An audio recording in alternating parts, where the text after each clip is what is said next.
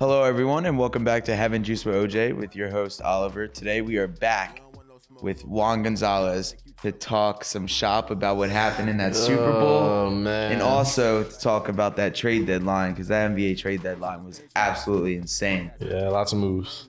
Yeah, and I don't know if you guys noticed, but we've got these drinks right here. These Juice with OJ, which will be coming out soon. You guys can DM, see how you guys can get these. But yeah, we've got this Orange Crush City Distilling hooked us up. And we've got the Instagram handle QR code right there too for you to scan and show your friends what this is all about. And let's get into it. So the Super Bowl one. Let's talk about it. I mean, it was a wild ride. I would say it was probably one of the best Super Bowls I've watched in a while. Yeah, it was a great game. I really haven't looked at anything from it. I haven't really read much, watched any interviews. You've just been in your house, just like cocoon. I've been sad, man. Yeah, whole next day I didn't leave my bed till like 1. It was rough. But man. It was a great game. I feel like that's, as football fans, that's all you really ask for, right? You want a good game. But it's hard. It's rough to watch your defense just absolutely collapse in the second half. 100%. But great game regardless. Jalen played his tail off. Mahomes went crazy. It was, like I said, all you could ask for in a football game. Yeah, I mean, that was something I think we both expected to happen, was it was going to be in the 30s, both teams. I mean, the only thing we didn't see happening was what happened with that Chiefs O-line. Like, nobody, I think, saw that coming. I don't think anybody could have expected them to hold back one of the best, pass rushers. You had a D-line that almost broke the sacks record, and you get 0 sacks in the Super Bowl. All credit to the Chiefs D-line. But also, it sucks when the field just completely takes your D-line out of the game in the second half. Like, you've got Sweat and you've got Reddick that they're not blowing by tackles, but they're beating their assignments and they're getting the quarterbacks. Well, they should be getting quarterbacks and they're slipping. Other team, Mahomes slipped, other players slipped too, but the D-line is your bread and butter, and that just got wiped out in the second half. And, it definitely showed. You couldn't get any pressure. They didn't get any stops in the second half. Chiefs O-line went crazy. They did what they had to do. 0 sacks. They had it on their Super Bowl parade shirts. Go crazy. It's all good. It's all fun, but it's rough to watch that when your players are just slipping everywhere. Not to make that excuse. Both teams played on the same field, but that's our bread and butter. That's what we do best. And when that's just negated, it's hard to come back from that. The rest of the defense is mediocre outside of CJ Gardner-Johnson, Slay, and Bradbury. I mean, none of the rest of them are really going to blow you away with what they do. The D-line is where they got their money this year. And it was gone. Got taken away by the Chiefs O-line. Yeah, I mean, Patty Mahomes and Jalen Hurts both had these bad injuries coming into the game, whatever. I mean, Jalen looked superb. He put it on an MVP performance. I mean, you could argue that he should get it. That he should have gotten it even while losing. Yeah, I don't give it to players that lose. Yeah, I know that loser's mentality, but I see the argument. Yeah, I see the argument in the fact of just the performance he put on. I mean, if anything, it shows what can happen next year. I think a lot of the team, especially the free agents, should look at this game as a win in their book. I mean, you're versing the best. A dynasty. The best of the best. You're versing a dynasty. You showed that you can keep up with this dynasty. I mean, Patty Mahomes was injured and had a lot of things going on. I mean, I don't know what happened at halftime. They shot him up with something. The man could barely walk, and then he came out killing us.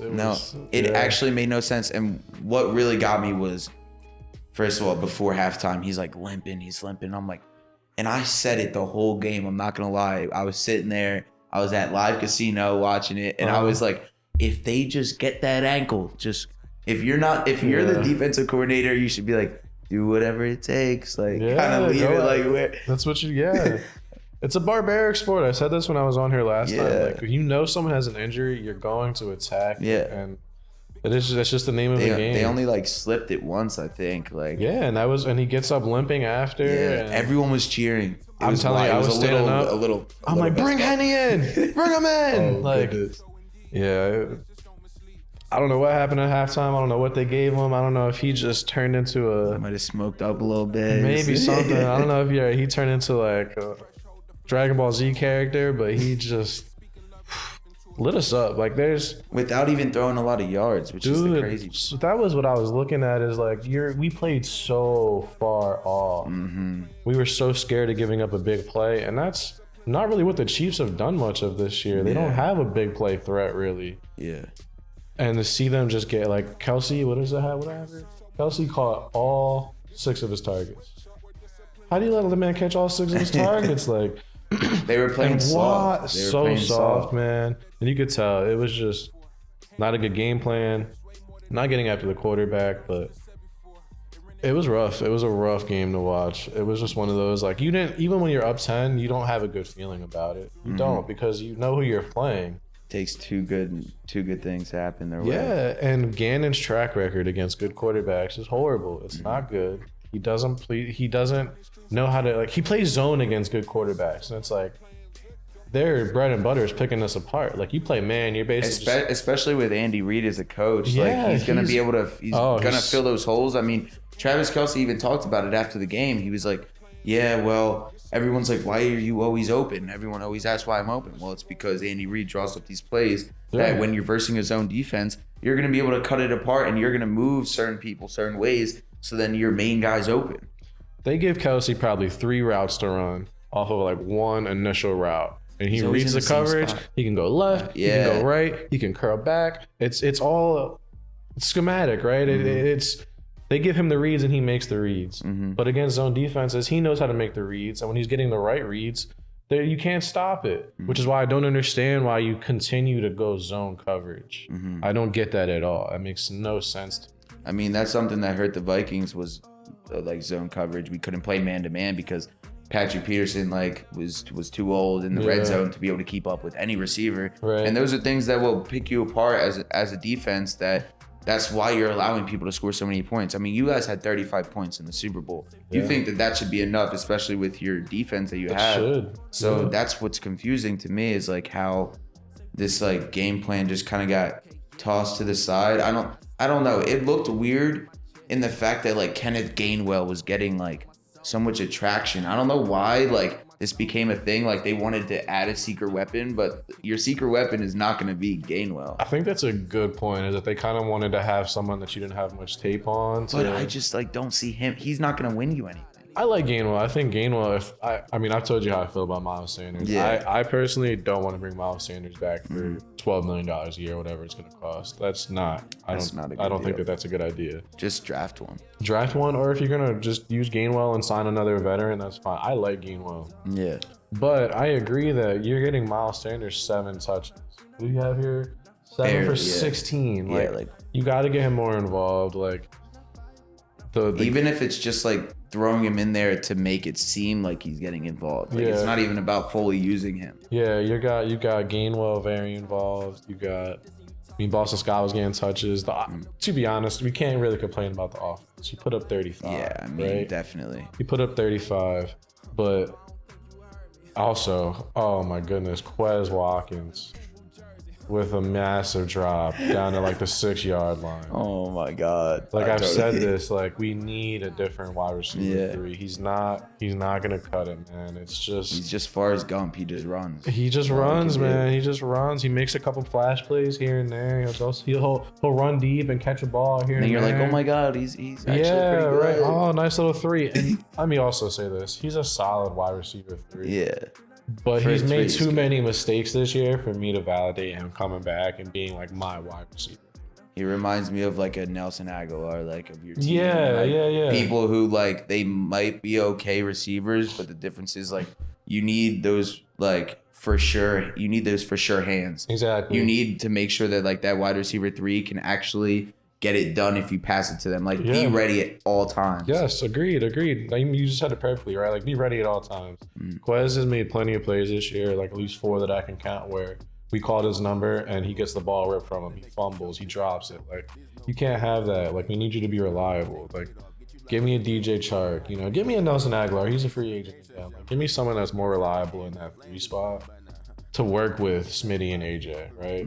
Because he catches that ball, you're already, I think they're up, I don't know if they're up 3 or 7 at that point. Yeah. But he catches that ball, now you're down there at the 6-yard line, you maybe get another touchdown and you're killing more clock. Like That ball is in a perfect spot, man. Yeah. Perfect spot. Hurts played his tail off, man. He was throwing dimes too. Everyone was like, I mean, even me, I was on his under passing yards. I'm not gonna lie. I totally thought that was a thing. I mean, I did love his under passing touchdowns too, because I mean, all he does is rush nowadays. Yeah. But like, I was very surprised with how good his arm was looking over the top. I mean, that throw to AJ Brown. Yeah. That throw to AJ Brown was ran special. a crazy route. I mean, yeah, he did run a crazy route, but I mean, dude, you put that right where he needed to be. Yeah. He threw a ball to Goddard on the sideline that was clutch. I think it was like a 3rd and 9 or something like that. That it probably came out, I don't know, but it looked like it came out 90 miles an hour directly on his hands, like right where only Goddard could get it. He made some throws in that game that were just like, oh, he couldn't throw though, right? Like, remember when he couldn't throw? And fair analysis last year, but this year, I think you got to dead all that. Like, even Patty said it after the game. There should be no more doubts, right? Like, he's gonna get paid. He's getting talked over like he's better than Josh Allen right now. A lot of people's quarterback rankings. I think that's a good argument right now. I mean, you can throw Jalen in top 5 quarterbacks right now. Yeah, I think you can for sure. Yeah, for sure.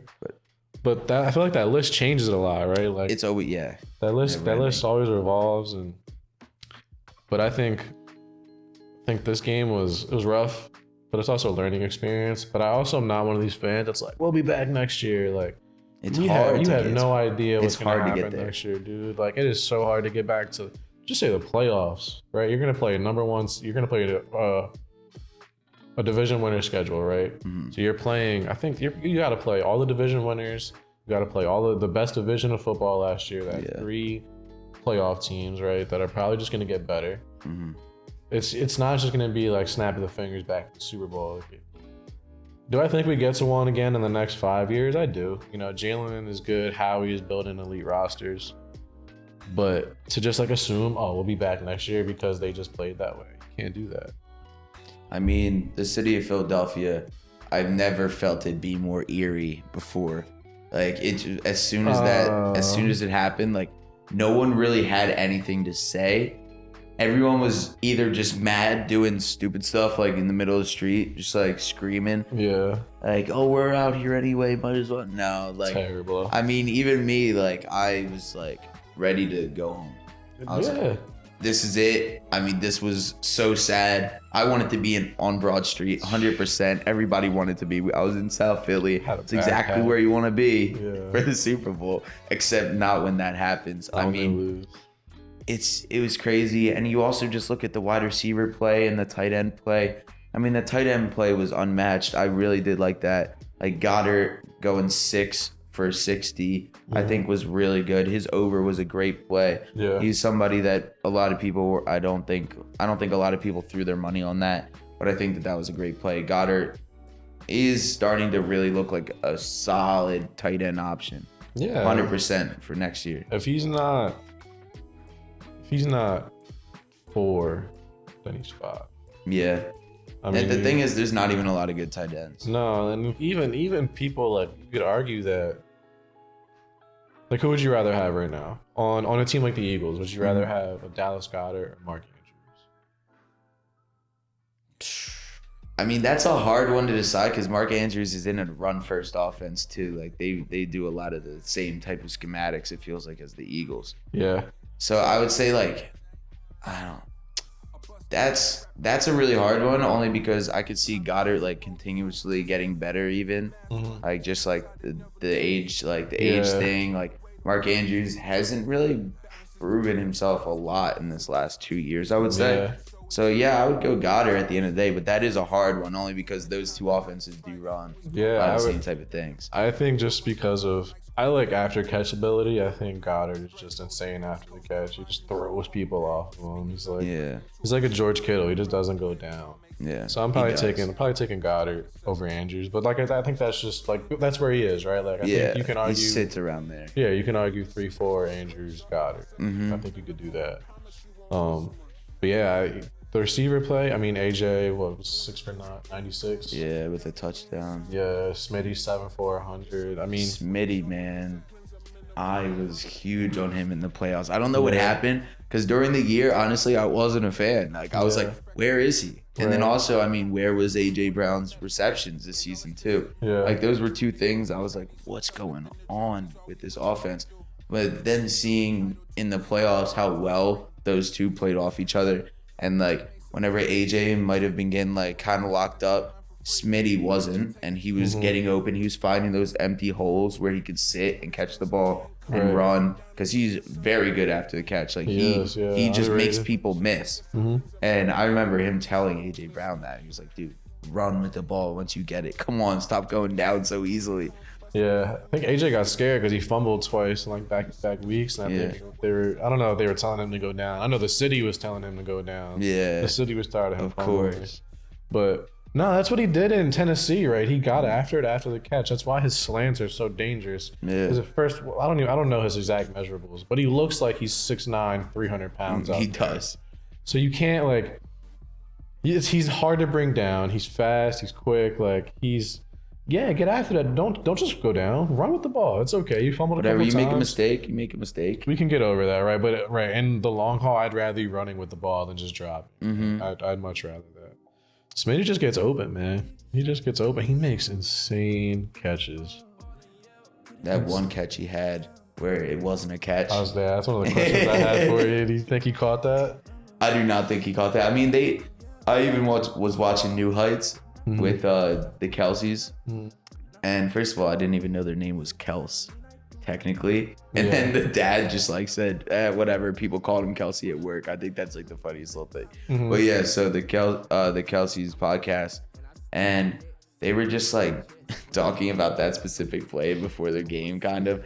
And Jason brought up like, and Travis, obviously, whenever something like that happens, the offense already knows there's a thing like, come on, let's hurry up and get this done. Like, I don't know why you don't challenge that play right there as soon as you see them hurrying up. I guess you could say the Eagles do a lot of hurry up offense anyway, so you wouldn't really be able to tell.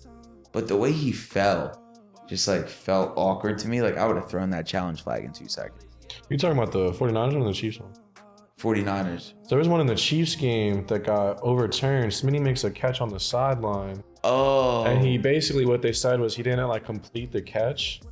And it gets called back. It's like a 30-yard catch, and it's like, it's one of those that got called a catch. It's one of those like, it gets called a catch on the field, and in my opinion, it could have gone either way. Yeah. But you don't have enough to fully reverse it. Yeah. So if it gets called a catch on the field, it should stay a catch. That's like the weirdest gray area. I feel like is that area that whatever was called on the field, like that's priority. I agree. That's kind of how I was like raised, and like how I was taught football was like if there's not enough to change it, then you can't change it. Yeah. To me, it didn't look like there was enough to change it. He got the 2 feet down, the ball like kind of moved, but he also stays with possession and he comes to the ground with it. Like I thought it was a catch. I could see why they overturned it, but I could definitely see why they did.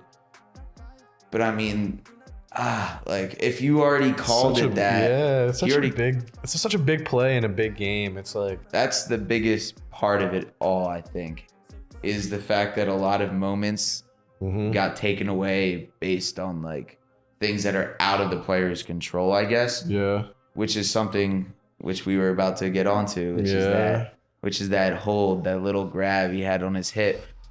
I mean, I have a lot of different feelings about this.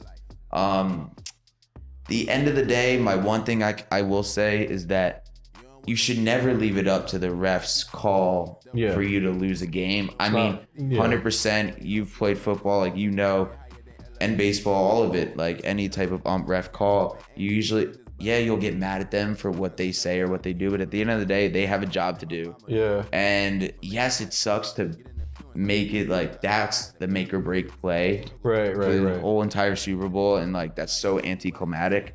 At the end of the day, that was like, it's not the reason that you lost, right? Like it sucks that when one play kind of dictates the whole game, because that one play, it does kind of dictate the whole game, right? Like you get a stop there, you make them kick that field goal, you get the ball back like almost 3 minutes left. If it's the first quarter, you call that hold. Completely understand that. Cool. Second quarter, call that hold. Third quarter, call the hold. Fourth quarter, I feel like that's such a slow it gotta let down. things go. When you slow it down, it looks a lot worse than it was in Yeah. real time. He gives him a quick nudge, which every single corner or safety or linebacker has ever done. When someone might get past you, give him a quick nudge on the hip, and you pull up, right? Like, I think the only hard part about it is like you could give up those 7 points. Like I think that's the hard part. But as a player, you're competitive. You're not thinking about the fact, even though like the defense, if anything, that's on the coaching to say like, hey, just so you know, no fouls, if he no burns nothing. You, if he burns you, let him throw that ball and get the 7. We'll come down the field and drive. At least we'll have a chance.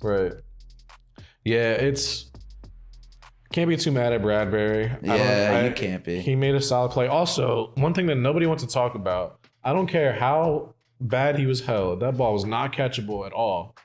That ball was not catchable at all. I think Patty saw it happen. Yeah, he did. And he just lofted it. He did. He sees it happen, he throws it, and then he points. Yeah. Like, throw the flag. It's that's annoying too. Yeah. Like, why are we like fully listening? So they throw that flag, but then that same Smitty catch that I was talking about where they overturned it. Yeah. Smitty's like this. The ball is like here, and there's an arm right there on his arms. And it's like, but there's also a ref. His head's right here. Probably in the picture. Yeah, in the picture, his head is right here. Like, while arms are, probably eyes closed. And it's like, man, we gotta make these calls. If we're gonna be consistent. Like, that's 2 plays. So the challenge or whatever, that probably comes from New York. That's probably not on the grounds crew, right? But that's 2 plays that are massive plays in the game that don't get decided by players. They get decided by refs. Definitely. But again, that's not why you lost. You let up 2 touchdowns on the same exact play. Yeah. Right? One going this way, one went that way. Wide open. Yeah. 2 easy touchdowns. You love Jalen, but you give them another 7 points on a fumble. You don't even get touched. The ball just falls out of your hands as you're switching. Love Jalen. Can't be too mad at Jalen for that. He doesn't turn the ball over. It's just unfortunate, right? You give up a 66-yard punt return, the longest punt return in NFL and Super Bowl history, to basically lose the game. It's like there's so many things that led up to that point that you have can't to blame one thing. Yeah, you can't just say Bradbury's hold was the reason that we lost. Yeah, it's not, because you also don't know if you go down and score. You don't know that. We're gonna take a short break, and when we come back, we'll finish up because I do want to talk about KT for a second. Okay. And then we'll get on to the NBA trade deadline. But we'll be right back. Hold on, sit tight, and comment below about what you think about what happened with the Super Bowl and what you think will happen next year. And we'll be right back.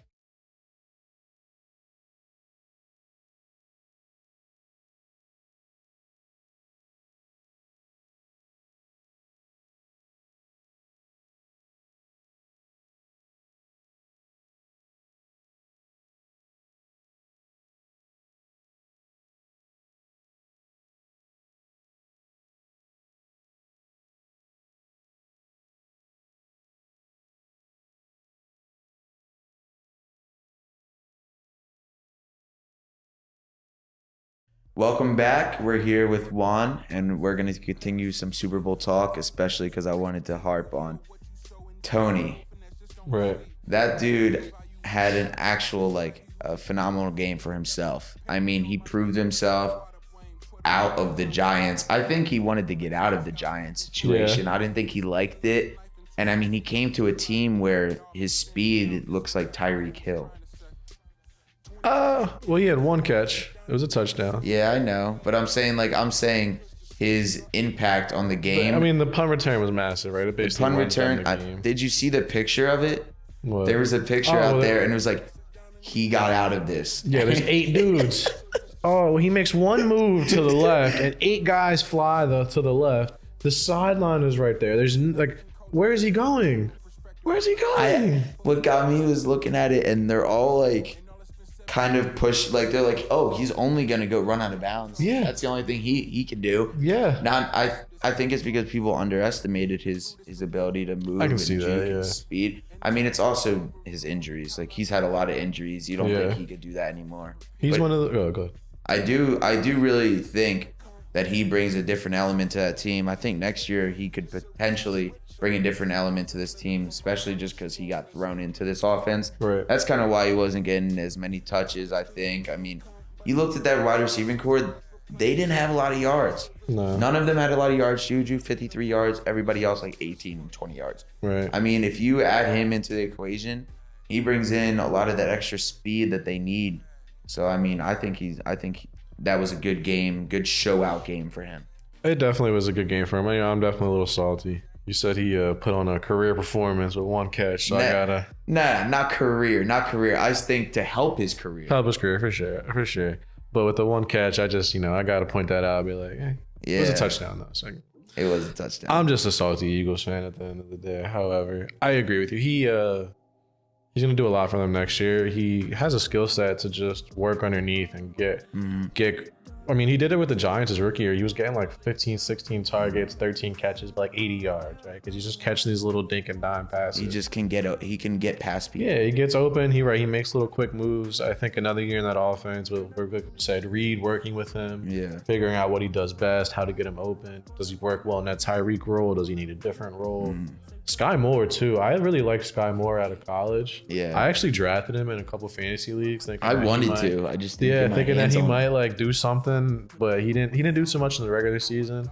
But I think he's another one that like they have some pieces for sure. Like Moore and Tony with Kelsey, they were young this year, but they can evolve into something. They can grow into something. I think that's a very young core that just kind of happened. I mean, everyone was saying that they were like rebuilding this year. I'm sure you saw the Patty Mahomes thing where he was talking about it at the Super Bowl and stuff like that. But it's just like, it is crazy because they do have those young pieces that they can work around, and Patty is still young. He's very young. I think Patty's still young. And I think we were talking about it earlier about how hard it is to get back to the Super Bowl. Like, he's the only person we don't ever say that about, which I mean, that's Tom Brady-esque. Yeah, and he's in a division, he's in a tough division for sure, but he's also in a tough conference. I'd say the AFC is tougher than the NFC at this point. Like, he's got to go through Josh Allen, right? He's got to go through Herbert, the Bengals and Joe Burrow, right? Like we talked about him last time I was here. He's in a tougher spot, and he just keeps doing it. Yeah. He just keeps doing it. What was this, his 5th or 6th straight AFC Championship game, right? Insane. Like, getting a game away from the Super Bowl. I hope that's what the Eagles get to, but to just like assume that's what we're going to be. Yeah. You can't do that, right? But Patty, it's Brady-esque, like you said. It is going. He'll probably go down as the GOAT. I had a debate with a friend of mine the other day. This was before he even won another Super Bowl. Yeah. If he retired right now, well, you can add the Super Bowl, right? Was this a second? Yeah. Is he a first ballot Hall of Famer right now? Right now, his achievements are lined up. That's what I mean, what, 5 Pro Bowl, like 5 All Pro? Yeah, 5 Pro Bowls. I don't know about All Pros, but 5 Pro Bowls. I think two Super Bowl MVPs. Yeah.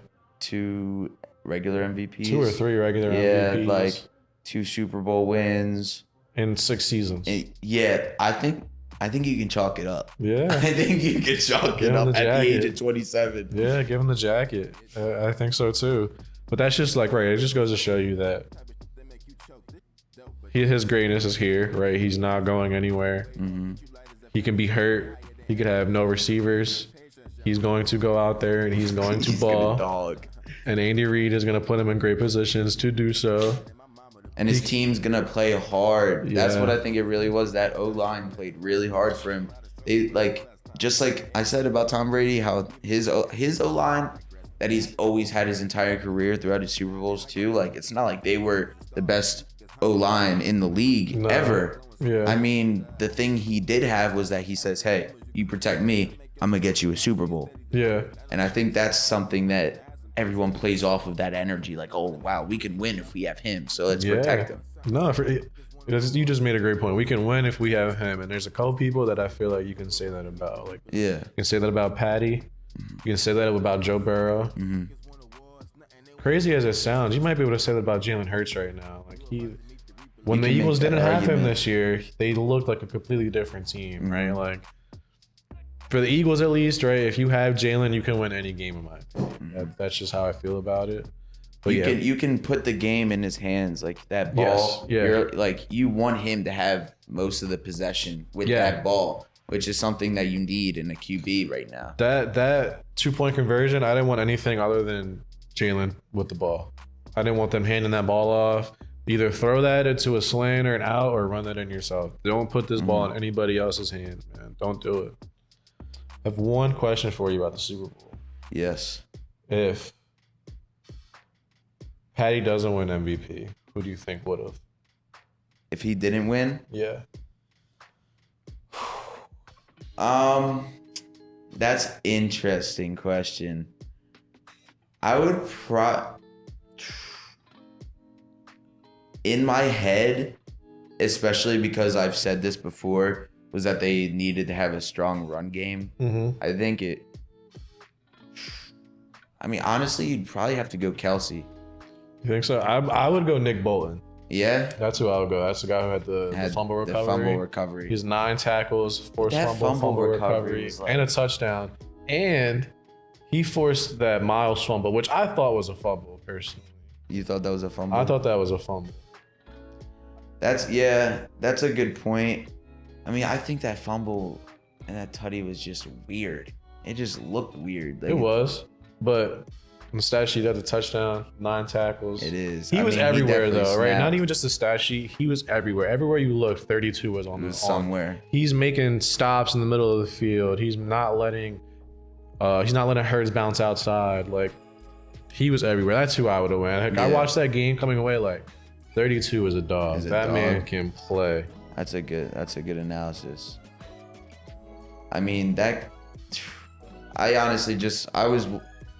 I didn't automatically go and look at like the analytics and like all the analysts talk about this game. Honestly, not even the next day. I don't think I was looking at them. I haven't looked at anything. Even I was like a little sick to my stomach, like as just a Philadelphia like fan. Like I love Philly. Like I just felt down and out about it. I felt everyone's energy was just like so low. Yeah. It took me a while to like look at it and be like, oh wow, like this is what happened in the game. Like I totally like. It felt like a blackout when it was happening at the time. I made the bad mistake of waking up at like 4:30 in the morning the day after, like that Monday morning, and like checking Twitter and whatnot and just seeing all the tweets I just immediately was like, yeah, I can't do this. I can't do this. Like, we're in group chats together. I didn't say anything for days. I don't think anybody was saying Nobody anything. said anything. Like, I texted my cousin yesterday for the first time, and I was just like, yo, I haven't said anything about this game. But I'm just devastated. Like, we just had a whole conversation. Like true, like, in your heart, devastation. It is. It's funny. We were at the game. The game ended. We were at my girlfriend's house, and I was upset. I see Jalen just throw like a 20-yard duck to end the game. That Hail Mary throw was so ugly, bro. So bad. He just threw a 20-yard duck. You like everyone's hopes just got. That's one of those shattered. I don't know. Obviously, I didn't throw that ball, but I've thrown plenty of footballs. And when you like try and throw it super far and it's like a baseball and you grip it too tight, right? Like it's just not going to do what you need it to do. He just kind of knew that it was over too. You're not going to score on that. Yeah, I think you're better off with a lateral play. In my opinion. I was about to say I would have just started laterally. Like literally, give the ball to AJ and build a wall. Just build a wall.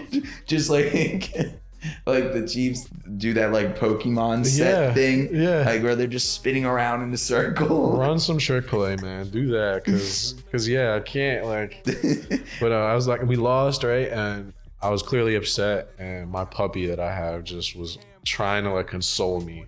Like that's how deep it was. That the puppy could tell that I was in distress. That's how deep it was. To get all that stress off you, we'll change the topics because or else a puppy might walk in. We might have to be consoled again. I know. So to start off, like this NBA trade deadline, I think was the craziest thing I've seen in a while. For sure. Like this trade deadline really got me. Yeah. I think it was just the big name moves. I think that really shook everything up. A lot of big names. Especially, it all started off in my head with Kyrie Irving. leaving, going to the Mavs. I mean, right there, one, I think they just finally made a backcourt that might have worse defense than when Dame and CJ were together. I think they might have just created that. They might have. But I mean, you get a dog in Kyrie, so you can never complain as an organization to get somebody as great as him. But what do you think was the last straw for that Nets team? I don't know, man. There's a lot of...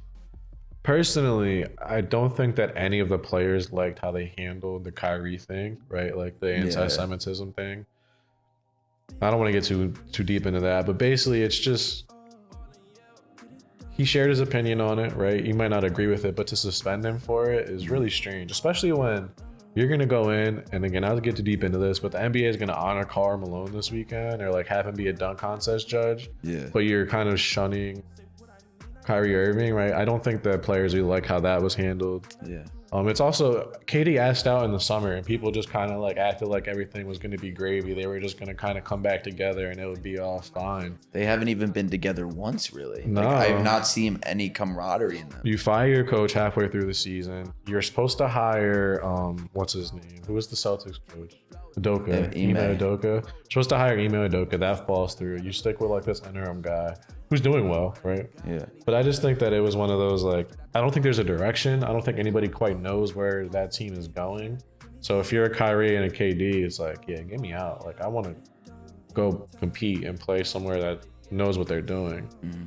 I also saw a lot of like KD's comments on Kyrie. Obviously, he's only coming out with these comments because he's getting asked by reporters. I think people always tend to forget that. Yeah. It's like they're answering all these questions. They're like, oh, why is he talking crap on his old player or whatever? No, he's getting asked these questions. That's why he's answering these questions. Yeah. But a lot of it was like Kyrie he's shown this again and again with every single team.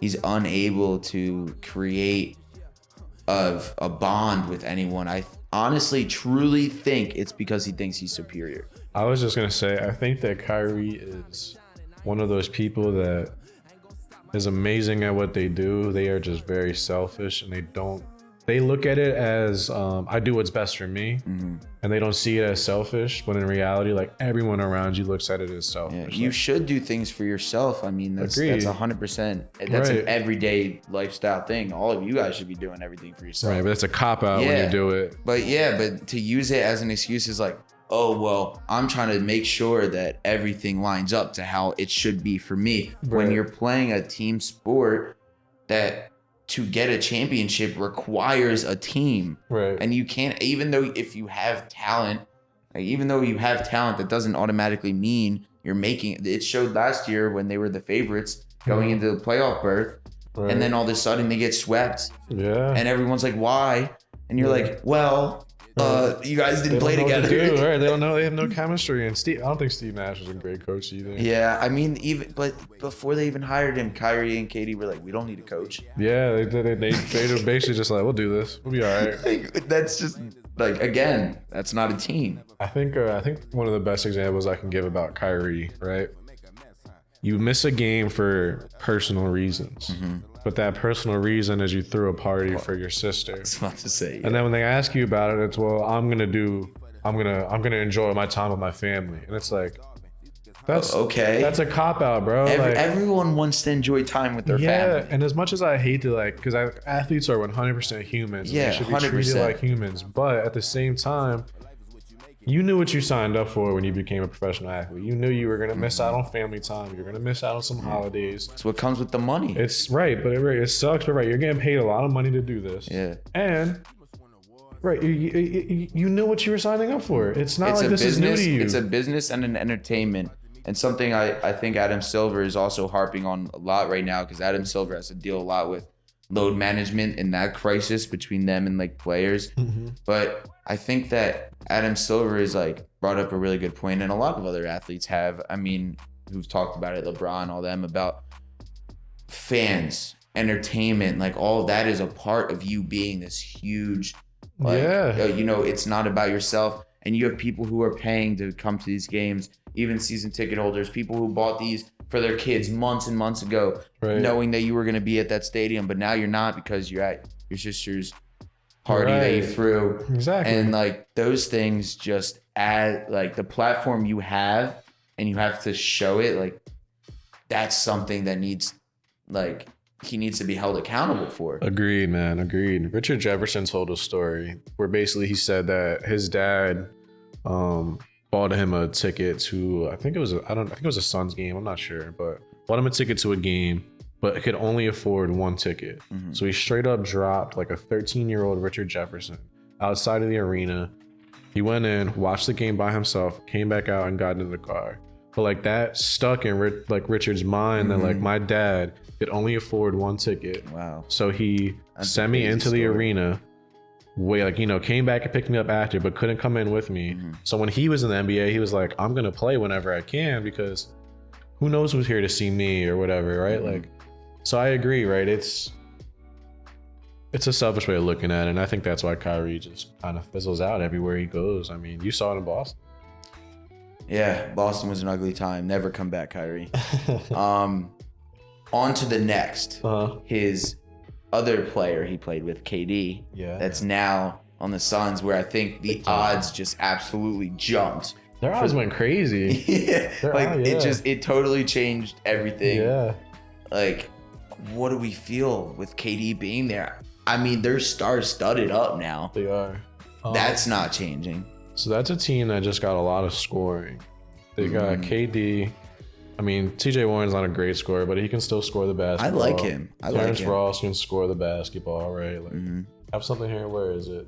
KD and Warren both are just like mid-range beasts. And then you've got Chris Paul, who's a mid-range beast. And you've got that's interesting. Devin Booker, who's a mid-range beast. Wow, that actually is crazy. I don't know if I don't know what the percentage of them getting their buckets in the mid-range is, but I mean, they're looked at as mid-range. Yeah. So like that team has just gotten a lot better scoring-wise. I think they got a little thin. You've lost a lot of depth. I like Terrence Ross. I like Darius Bazley, but they're not better than Malik Bridges or Cam Johnson, right? But I also think like it's a no-brainer. If KD wants to come to you, you have the assets to do it.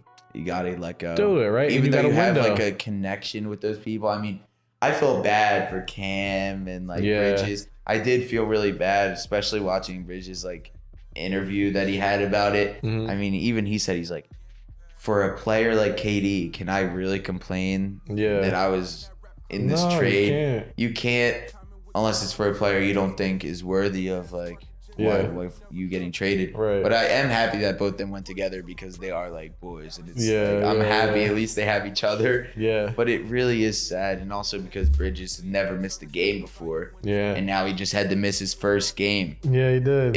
And that's also something that's crazy. Apparently he was so upset about that. He was. I saw that little clip about it, and Cam Johnson was like, "Well, you actually might end up playing 83 games this year," trying to console him. But yeah, I saw he hadn't missed a game since high school, and that's also a rough part of the business of it is that I know I was asleep when that trade went through. It was 1 a.m. our time. If they're so that's 11 p.m. over there. So does Mikal Bridges have to pack all his stuff at 11 p.m. and fly to New York right then and there? How does that work, right? Hey, pack your bags, son. You got shipped over to the No Nets right over there. Hop on this 5.5-hour plane ride to Brooklyn. Find a crib to stay at when you get here at 5 a.m. I have an uncle that lives in Charlotte, and that was his job actually. He worked for the Hornets at the time, and his job was basically to get free agents and things, get them cars, get them apartments or hotels to stay at real quick while they could kind of get on. You gotta be a quick mind for that to happen, because you probably get called out of nowhere. Yeah, you probably get called so quick, hurry up, we need to have him here in 3 hours, get him in the training facility, but you need to figure out how to get a flight, good flight, cheaper flight, all those things lined up. That's really weird. Yeah, he said it was a cool job though. He was he met some really cool people. He said Bismack Biyombo was the coolest guy he ever talked to. Yeah. Yumbo. Yeah, random little tidbit, but I do wonder about stuff like that, right? Did he have to 11 p.m. hop on a plane right then and there? He can't even think about what's happening either. No, he has can't no even time pack. to process. Yeah, he's got to just go buy a bunch of clothes in expensive New York. That's the tough part about it. It's a tough business. It I is. mean, another trade we've got that happened was that 3-part trade with the Lakers, Timberwolves, and Jazz. Yep. I think it was a great call. Get Russ out of Lakers. I mean, they're in 13th place. Yep. I think they're still only about 4.5, 5 games, I think, back, though, from the play-in. Yeah, they are. So that's not too bad. And I like getting D-Russ, like getting D'Angelo Russell back. I think that's great. Malik Beasley's even a good player for them to have. Yeah, Mo. I mean, Russ getting shipped over to Jazz, I think, is going to be a short-term thing in my head. I think they're buying him out. Yeah. He's going to go to the Clippers. Listen, if he wants to, I've heard a lot of different teams be mentioned. I think the Clippers is the best chance for him to go and win a championship. So why'd they trade John Wall? I don't know the business side of it. I don't know what the money things are like, but to me, if you're gonna trade John Wall just to sign Russell Westbrook, I would have just kept John Wall. Yeah, I definitely agree. I mean, you're just getting more of a team spirit type of player, I guess. Yeah, they're basically the same dude at this point. But Russ is kind of. My personal opinions on Russ, I've never been a big Russ fan. I know you definitely I've never been a big Russ fan. I just don't feel like we were talking about football, right? I don't think that that's someone you can win with. Yeah. I just don't. I just think that he plays hero ball. He does too much. I've just never been a big fan of Russ's game. And I also just think, right, you see that he's not involved in the huddles. He doesn't want to be involved in timeout plays, right? Give me someone that's more team oriented. I agree with you on that aspect. The same person right now. Definitely. And the last thing we have to talk about, because this is the only game happening this weekend, because this is that sad weekend in between everything happening, especially with the Super Bowl just happening. We've got the All-Star game. Yeah. I mean, you've got the studs playing. Who do we like for this game? I mean, we know it's a dinky game. Nobody really cares too much about it. I was going to say, to me, do you have the rosters right there? I do. What's the roster today? We're looking at these are all the All-Star game starters. You got LeBron, Giannis, Jason Tatum, Donovan Mitchell, Kyrie Irving. You've got Luka, Jokic, Embiid, because Embiid is starting for KD. Mm-hmm. And then you've got Ja, who's starting for Steph now. And then you've got Mark Cannon starting for Zion now. The first team sounded much better. Sounds way better, in my opinion. First team sounded much better. So who do we like for this MVP now? So MVP. So I got a couple here that I looked at, and I was looking more for value. I think D Mitch. I like D Mitch. Yeah. So his value is good for sure. I like Tatum plus 1,000 here. That's some good odds. Yeah, for Tatum, I think that's good odds. He's one of those that hate the Celtics, love Jason Tatum. To be honest, He's just too smooth. I've been a fan of Jason Tatum since high school. He's just the epitome of what you want a basketball player. He does both. He's a two-way wing. Yeah, he's insane. Amazing. So I could see him just going off in a game like that, right? Just not missing, doing what he has to do. Get into his spots. Kyrie, Kyrie has a little bit of a grudge right now with the NBA. He might want to stick it to him. Just because. Yeah, he's at plus 750. And then another person that I think is just a showman and could just put on a show is Ja. I was going to say... Ja plus is somebody I could just see him flying around that building, just having his time. Right. Exactly. That's why I picked D Mitch, is because I think that team is greater, but also I just can see him just getting going around and just messing around, making these crazy plays. I feel like people somebody always gets hot in an All-Star game and they just start pulling crazy threes, right? And it's all right, who's gonna do that this year? Right, I see D Mitchell doing that. Ja, like I said, he's just a showman, so I could see him just going out there going crazy. He's a dog. But yeah, I'd probably go with the first team that we had there. And then if I had to pick one, I'd say Tatum. Tatum at plus 1,000. Yeah. I'm gonna stick with D Mitch. Okay. I'm gonna stick with D Mitch. All right. And then let's just say let's do money line. Let's pick a money line. It makes no sense to pick a money line, but I want to do it. We got Team Giannis, Team LeBron. I'm just gonna pick LeBron only because, well, one, he's minus 154, and also just because he just beat Kareem. That's fair. He's the GOAT. I gotta go with the GOAT for the All-Star weekend win. To play devil's advocate, I'll take Team Giannis.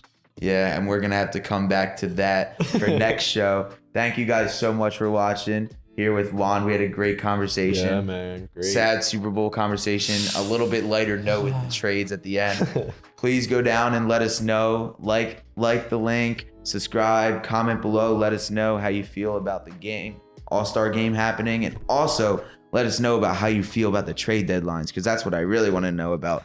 Who did you like the most? Who didn't you like the most? And we'll see you next week.